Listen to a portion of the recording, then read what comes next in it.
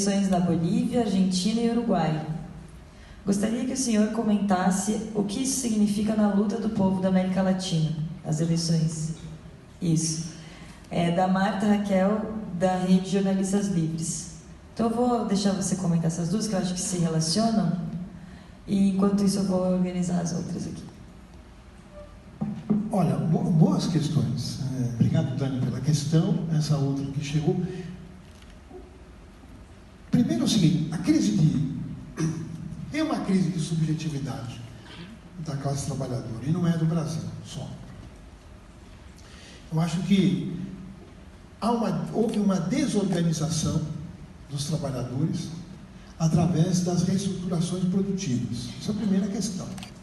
Quer dizer, você enfraquece a solidariedade dos trabalhadores através de... Mas são ações, eu diria, que tem algumas intencionais, outras resultantes da própria dinâmica da economia mundial, do capitalismo mundial. De certa maneira, a desorganização da consciência do trabalho, né, aumenta, porque aumenta também a alienação do trabalho. Né? Você desorganiza o trabalhador, você cria uma sociedade de um capitalismo feroz e de alta produção de mercadorias, de alta exclusão de trabalhadores do processo produtivo, do surgimento do trabalhador precarizado, portanto desorganizado no processo sindical, né? E da crise dos próprios partidos de esquerda, do próprio projeto socialista, né? Começar pela crise do projeto socialista, quer dizer, o fim da União Soviética, do leste europeu, dessas experiências socialistas da Europa, né? Ela causou impacto no movimento dos trabalhadores, não tem jeito. Por mais que a gente diga, não, mas ela criou impacto porque cria aquela questão, bom, mas não tem a referência. Antes, ou bem ou mal, você dizia, não, mas tem a União Soviética lá, né? Ou peraí, só que não tem mais a União Soviética, primeiro. Segundo, você também teve uma desarticulação das formas clássicas de organização dos trabalhadores, né? Eu me lembro que, quando eu era garoto, eu tinha uns amigos na minha rua, que era muito interessante.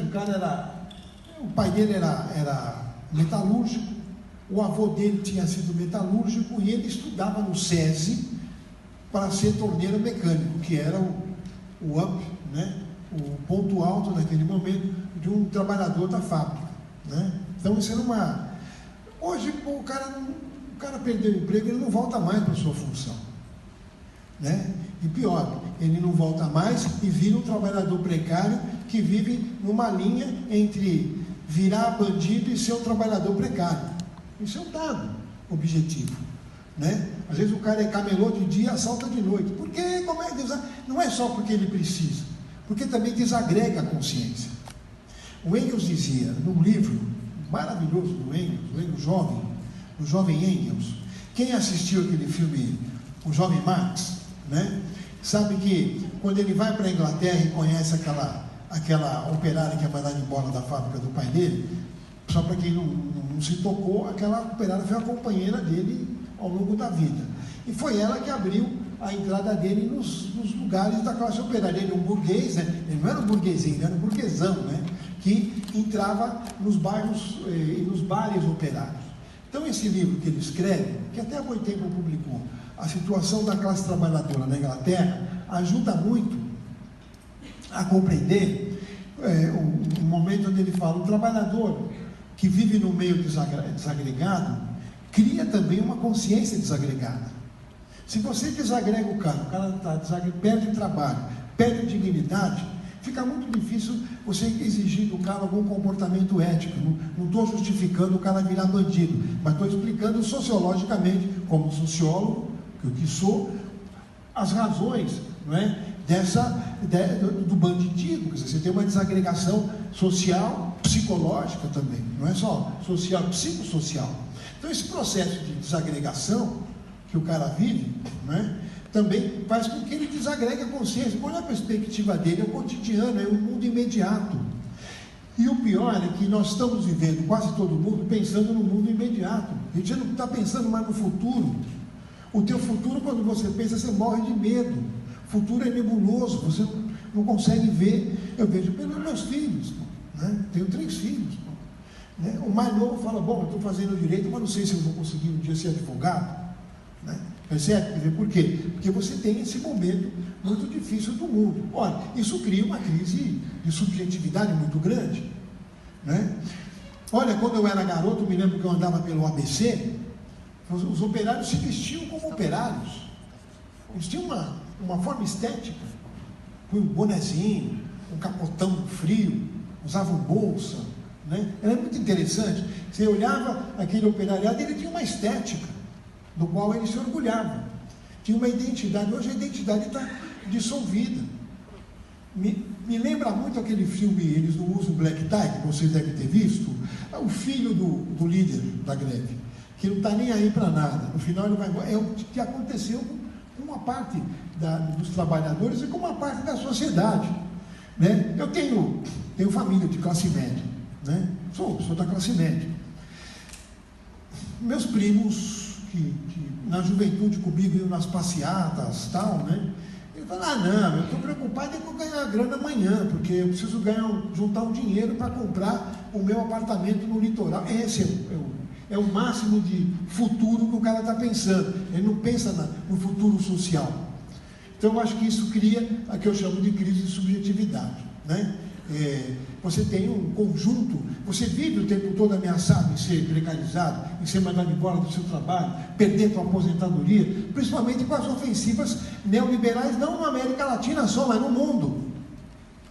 Né? Por exemplo, minha tia na Itália, eu sou de uma família de descendentes de italianos, tenho parentes lá, minha tia na Itália, quando ela fizeram uma reforma na Itália, reforma da Previdência, onde ela não só perde a pensão de viúva, como ela perde uma parte do seu salário. Então ela vive hoje numa situação muito difícil. A sorte dela é que ela tem um apartamento que ela conseguiu comprar quando era jovem. Né? Então, quer dizer, é um processo de ação ofensiva neoliberal sobre os direitos dos trabalhadores. E aqui o pouco de direito que tinha já dançou. Pensar na América não é só do Brasil. Agora, tem perspectivas, que eu diria, na Argentina, mas olha, também sempre aquela coisa assim, o governo Kirchner não é muito diferente do governo Lula. Acordo para tudo quanto é lado, né? Acordo com banco, acordo com agronegócio, acordo com monopólio nacional, internacional e tal. Aí vai dizer, nunca na história do Brasil um banco lucrou tanto. Pô, peraí, a perspectiva dos trabalhadores não é essa. Percebe? Quer dizer, por mais que você fala, bom, tem positividades, claro que tem. Mas eu acho que não basta. Nós vivemos essa experiência. Eu acho que essa lição a gente já aprendeu. Né? Como diz a música do Beto Guedes, né? A lição sabemos de cor, só nos resta aprender. Eu acho que é isso. Né? Então, me parece que, claro, é importante que você tenha uma vitória dos setores democráticos na Argentina. Eu acho que na Bolívia a coisa está mais tranquila, porque você tem um governo mais estruturado, mas lembrando que a economia da Bolívia não tem peso. Quando você pensa na América Latina, você tem que pensar em 3 países, pela ordem, Brasil, México e Argentina. É ali que a coisa muda. Se muda aqui, muda o resto. Então a luta que vai se travar no México, você tem um governo social-democrata. Eu não tenho ilusão. Eu não tenho ilusão com o social-democrata. Ponto. Né? Eu quero dizer para vocês isso. Em 1919, esses caras entregaram a Rosa Luxemburgo para a direita matar. Por isso que eu não tenho ilusão com eles. Nunca tive. Eu quero dizer isso, nunca tive.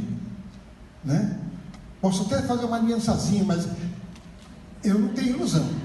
Quero dizer para vocês isso. Eles entregaram a Rosa Luxemburgo e o Cauli Becknet para a direita matar de porrada e jogar no rio. Então eu não tenho ilusão com esses caras. Quero dizer para vocês isso. Agora, por outro lado, abre-se uma perspectiva boa, né? Para a gente poder avançar, mas nós não podemos avançar com os mesmos vícios. A gente tem que avançar dizendo, ó, sem aliança com o banco, sem aliança com o empresário. Primeiro porque eles não cumprem, está aqui a prova, pô. Vamos fazer uma aliança? Vamos, você entra com a cabeça e eu com o martelo. Estou fora. Isso aí.